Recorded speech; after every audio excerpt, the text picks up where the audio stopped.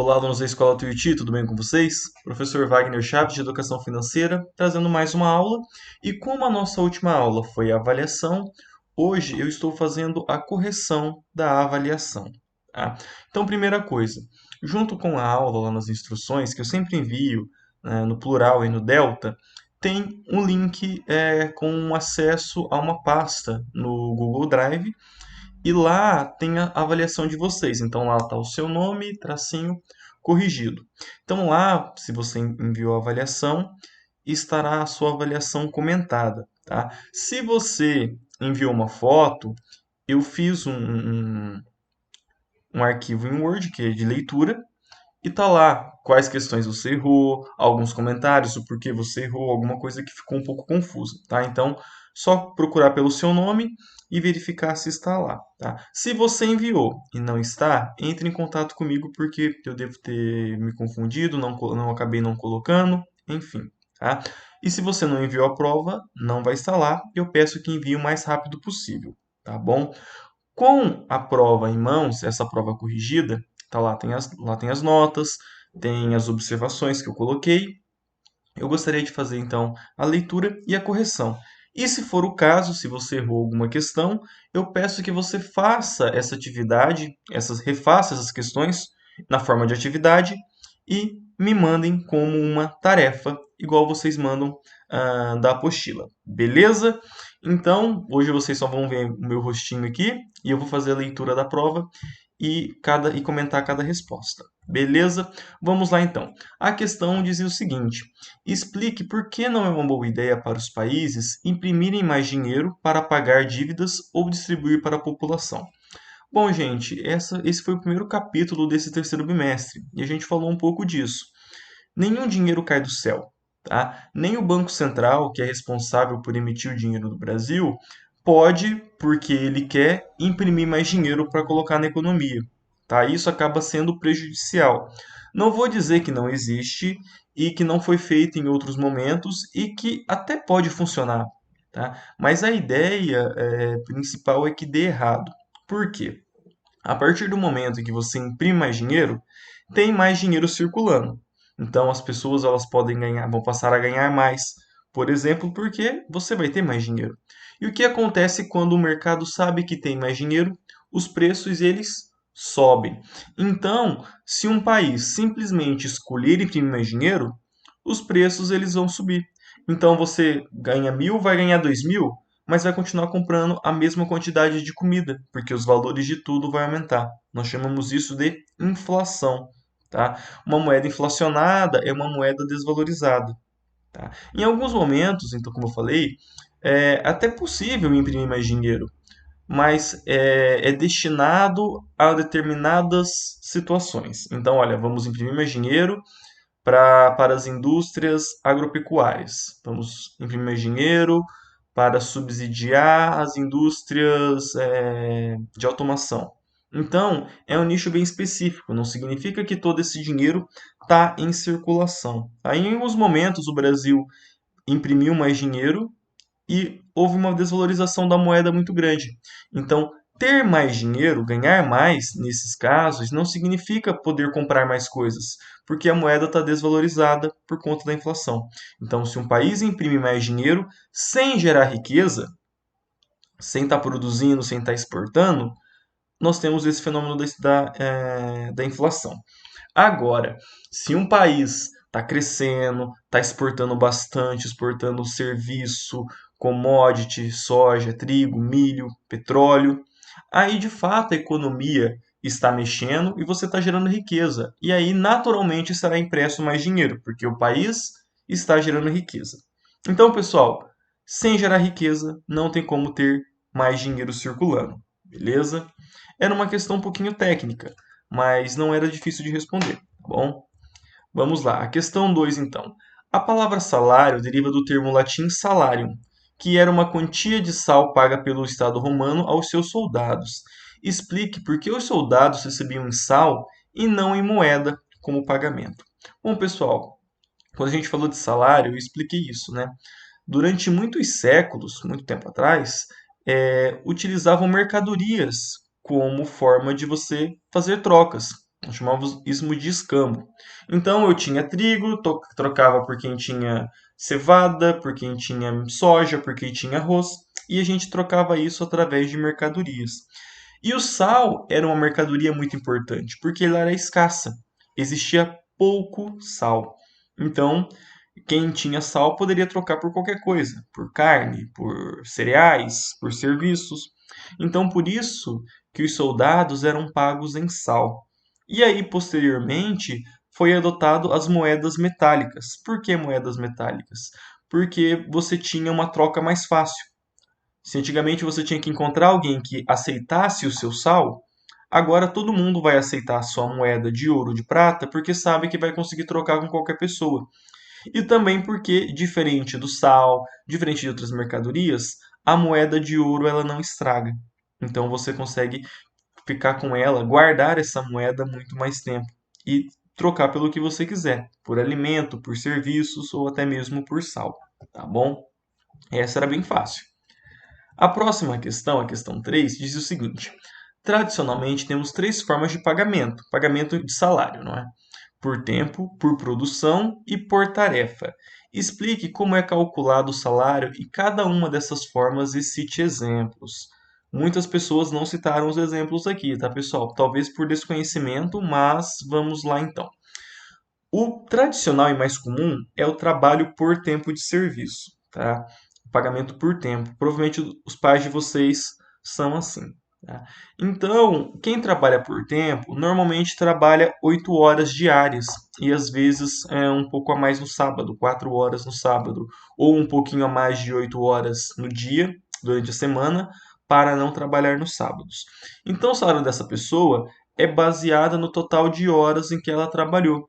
Então, se eventualmente ela tiver que sair para fazer alguma coisa e não trabalhar essas horas, ela não vai receber o valor integral. Aí pode depender de cada empresa. Tem empresa que paga, mesmo assim paga até um limite de tempo que ela não trabalhou, outras empresas descontam. Tem várias situações. Então essa pessoa ela vai receber de acordo com o tempo que ela trabalhou, tá? E aqui, pessoal, a grande maioria das profissões são são assim, tá? Então, por exemplo, deixa eu ver, um coletor de lixo, ele trabalha assim.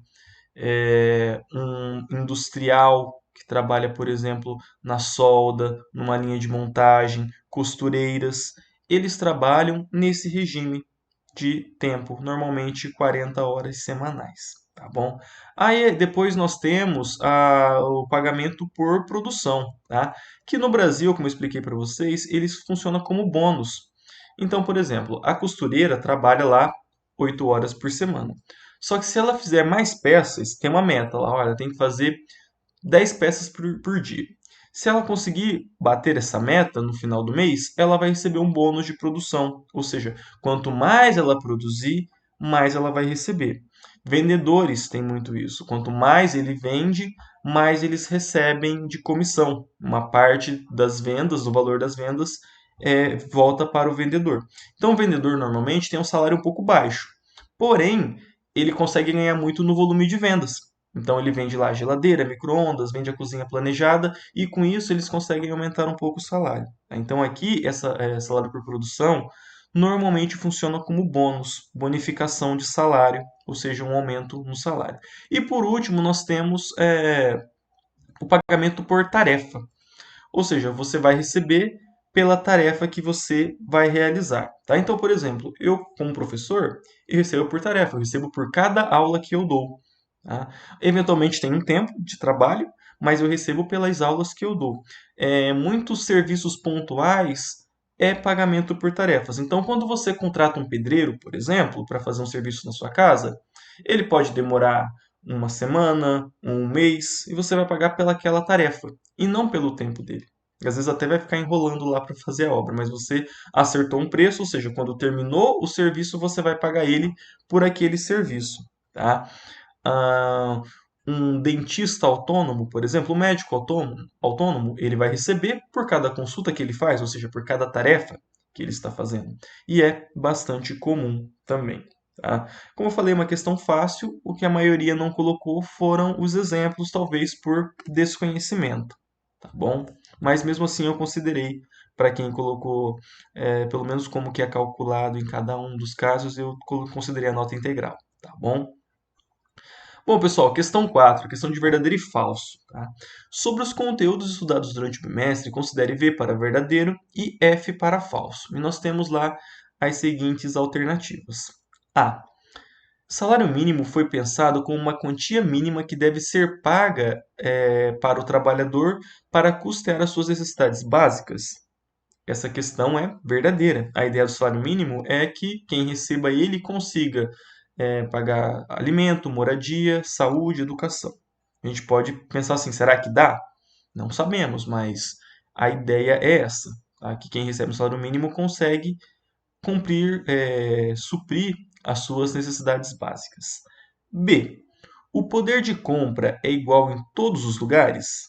Não, pessoal, essa questão aqui é falsa, tá? O poder de compra ele pode variar tanto de cidade para cidade quanto de bairro para bairro, tá? Então, às vezes, dentro de uma cidade, o poder de compra muda em um bairro do outro. Bairro onde a população é mais rica, por exemplo, tem mercados mais caros. E às vezes o mesmo produto, mesmo arroz, mesmo feijão, mas é mais caro porque o mercado sabe que naquela região a população ganha mais e eventualmente coloca os preços mais altos, tá bom? C. O ideal é sempre realizar pagamento à vista, mesmo que isso comprometa o orçamento do mês. Questão falsa, tá, pessoal? Quando a gente vai fazer uma compra, tanto à vista quanto a prazo, a gente tem que ver os pontos positivos e negativos, tá? Se eu comprar à vista, tem desconto? Ou se eu comprar a prazo, vai ter juros? Se eu comprar esse produto à vista agora, eu vou comprometer as minhas contas do mês? Isso é errado, tá? Ah, professor, mas se eu comprar a prazo, vai ter juros. Mas se for um caso de urgência, você prefere pagar a mais em juros, em suaves prestações, ou comprometer os seus ganhos agora, as suas finanças nesse mês, e deixar de pagar outras coisas e poder ter juros até maior do que essa sua compra? Então, pessoal, em hipótese nenhuma, a gente tem que comprometer o nosso orçamento mensal, tá? Mesmo em coisas de urgência. A gente tem que obviamente, na urgência que a gente pensa com a cabeça quente e faz as coisas erradas, mas em nenhuma hipótese nós devemos comprometer o nosso orçamento, tá bom? Alternativa D. O controle de entrada e saída de dinheiro, ou seja, salários, recebimentos, aluguéis e tudo mais, e as contas, é chamado de orçamento e permite o controle das finanças. Verdadeiro, tá, pessoal? Então, como eu mencionei na aula de orçamento, do dinheiro da família, orçamento é uma coisa que vai acompanhar vocês para sempre, tá? Seja na vida particular, na casa de vocês, seja no trabalho, que muitos de vocês, se não trabalharem com orçamento, vão estar sujeitos a orçamento. Você trabalha numa empresa lá e precisa de um computador novo, e daí você vai pedir para o departamento de compra, ó, preciso de uma máquina nova. Aí o departamento de compra fala, olha, mas o orçamento desse mês já foi, tenta para o mês que vem. Então, de uma maneira ou de outra, vocês sempre vão trabalhar com orçamento na vida de vocês. E então, o controle desse gasto mensal, o tanto que entra, o tanto que sai, como que está o meu saldo, nós chamamos isso de orçamento. Tá? E a procura de preço também, buscar o melhor preço sempre. E por último, então é verdadeira, tá? E por último, a alternativa E, já o controle pensado em longo prazo, traçando também os seus objetivos financeiros, é chamado de planejamento. Então, pessoal, o planejamento financeiro é nada mais nada menos que um conjunto de orçamentos. Então, o orçamento é o seu cálculo ali do mês. Agora, beleza, todo mês eu vou guardar R$ 200 para minha conta, na minha conta poupança. Para que esses 200? É para comprar uma casa, para fazer uma viagem, para trocar o carro. Isso, pessoal, é um planejamento a longo prazo. Então você não vai conseguir comprar o seu carro com o seu primeiro salário. Não, você vai demorar 2, 3 anos, talvez, fazendo as contas da casa, vendo o quanto que você gasta, o quanto que sobra, o quanto você consegue se endividar. Isso é planejamento. Então, verdadeiro também. Então, verdadeiro, falso, falso, verdadeiro e verdadeiro. beleza? Só ler com atenção que era tranquilo. Questão 5. Explique o que é poder de compra e como ele influencia a vida das pessoas. Bom, pessoal, poder de compra é a capacidade de você comprar bens e serviços e mercadorias com uma quantia de dinheiro, tá? Agora, como que isso influencia na vida de vocês? Isso aqui a gente já viu um pouquinho lá na questão, quando eu expliquei aqui de verdadeiro e falso, né? O poder de compra, ele varia muito de um lugar para lugar. Então, se você mora em um lugar onde a renda é maior, os preços vão ser maiores. Se você mora em um lugar onde a renda é menor, os preços serão menores. Então, o valor de um produto pode variar na própria cidade, tá? Mas, sobretudo, pessoal, o valor desses produtos eles podem variar aonde eles são fabricados. Então, por que que tecnologia é cara para a gente aqui no Brasil? Por que que um iPhone é muito caro? Por que que o PlayStation 5, que vai sair agora, vai custar R$ 5.000, se eu não me engano? Muito caro também. Por que peças de computador são caras? Por conta do poder de compra, tá? Produtos que envolvem tecnologia são negociados em dólar. Quem ganha em dólar tem um poder de compra muito maior do que quem ganha em real, tá? Então, isso é a diferença do poder de compra. E isso é muito interessante quando a gente fala de aumento de salário, tá? Aumentou o salário, mas aumentou a inflação, não significa que com um salário maior você vai comprar mais coisas. É a mesma coisa da questão de um país imprimir mais dinheiro sem produzir riqueza. Então, se você tem uma inflação muito alta e o aumento do salário foi menor do que a inflação, então o salário aumentou 2%, a inflação aumentou 5%, você está ganhando mais, mas você está consumindo menos. Ou seja, o seu poder de compra diminuiu. Então, pessoal, nem sempre ter um aumento salarial, ganhar mais, significa comprar mais. Porque nós temos que ter isso em consideração. O valor dos produtos vai aumentar também. Todo ano, pessoal, chega janeiro, aumenta a mensalidade da escola, aumenta a mensalidade do plano de saúde, aumenta a academia. Por quê? É inflação. Então, vai aumentar o seu salário? Vai, mas vai aumentar o preço das outras coisas também. E se esse aumento do salário for inferior à inflação, você vai ter menor poder de compra, ou seja, você vai consumir menos, tá? E como eu falei, isso muda sobretudo de país para país. Lugares onde a população tem uma moeda mais forte, Estados Unidos, União Europeia, o poder de compra é maior. Até porque eles têm acesso à tecnologia, é produzido lá, então sai mais barato para eles. A gente tem que importar, é negociado em dólar, fica mais caro para a gente, tá bom? A questão 6, pessoal. Por que é importante fazer um orçamento mensal para os gastos familiares? Para a gente ter o controle de finanças. Essa resposta é muito simples, tá? Tem pesquisas que apontam que mais de 60% da população brasileira tem dívidas financeiras, tá? Em algum grau, ou umas maiores, outras menores. Por quê? Não fazem o controle dos seus gastos, não sabem quanto ganha, não sabem quanto gasta. E daí, quando você não tem esse controle, você entra em dívida. Então, pessoal, é uma coisa que vocês têm que aprender desde agora, se possível, né? Faça as anotações dos seus gastos.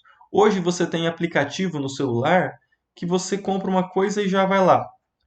Gastei no supermercado. Aí você já seleciona lá supermercado e coloca o valor. Ah, gastei com lazer. Fui ao cinema. Espero que vocês não tenham ido no cinema na pandemia. Coloca lá cinema, lazer. Aí no final do mês ele já lança um gráfico para vocês aonde vocês estão gastando dinheiro. É na casa de vocês? É em conta? É em comida? É em lazer? Hospital? Saúde? Enfim. Isso é muito importante. A gente tem que saber aonde que vai o nosso dinheiro, tá? Porque uma coisa que eu ouço muito de todo mundo que não tem educação financeira é: nossa, eu recebi e não sei onde foi meu dinheiro, não sei onde eu gastei. Isso é triste, gente. Se você não sabe onde você gasta o seu dinheiro, você está com problemas. Então, para ontem, comecem a anotar os seus gastos, beleza? E por fim, a questão bônus. Quais são as vantagens e desvantagens de se fazer uma compra à vista e uma compra a prazo? A gente já mencionou ali um pouco disso na questão de verdadeiro e falso, não é? Compras à vista, eu pago o valor integral do produto de uma única vez, no ato da compra. Qual a vantagem?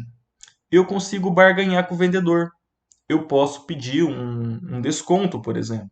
Essa é a principal vantagem. E também, já comprei, eu me livrei dessa conta, não vou ter que ficar pagando ela nos próximos meses. Agora, problema, né, o negativo. Se esse produto for muito caro e eu não conseguir comprar ele à vista, eu posso comprometer o meu orçamento, que é aquilo que a gente falou que não deve acontecer. Em nenhum momento a gente tem que comprometer o nosso orçamento por conta de compras. Tá? Agora, prazo. Comprar a prazo você consegue diluir os valores. Então, por exemplo, quero comprar uma geladeira aí de R$ 3.000. Não tem esse dinheiro. Ah, mas eu vou fazer em 3 vezes de 1.000. Opa, consigo pagar. Ou seja, eu peguei esse valor e diluí ele ao longo dos meses. Desvantagem. Estou criando uma conta. Então, se nesse meio tempo minha máquina de lavar quebrar e eu precisar comprar, eu estou pagando a geladeira ainda. Eu não vou conseguir pagar os dois ao mesmo tempo. Tá? E pode ter acréscimo de juros, justamente pelo fato de eu estar pagando em várias prestações. Existem formas de você comprar a prazo e não ter juros. Se você compra pelo cartão, é menor a chance de juros, ou até determinada quantia de vezes, até 10 vezes, tem vários lugares que não tem juros. Tá? Mas você cria uma conta para ficar pagando pelos próximos 10 meses, 12 meses. Então, essas são as vantagens e desvantagens de cada um. Beleza, pessoal? A avaliação não estava difícil. Peço que consultem, ver se os seus nomes estão lá. Caso você tenha me enviado e não esteja, me comunique. Caso você não tenha enviado a prova, por favor, me envie o mais rápido possível para fazer a correção. Um abraço e até a próxima aula.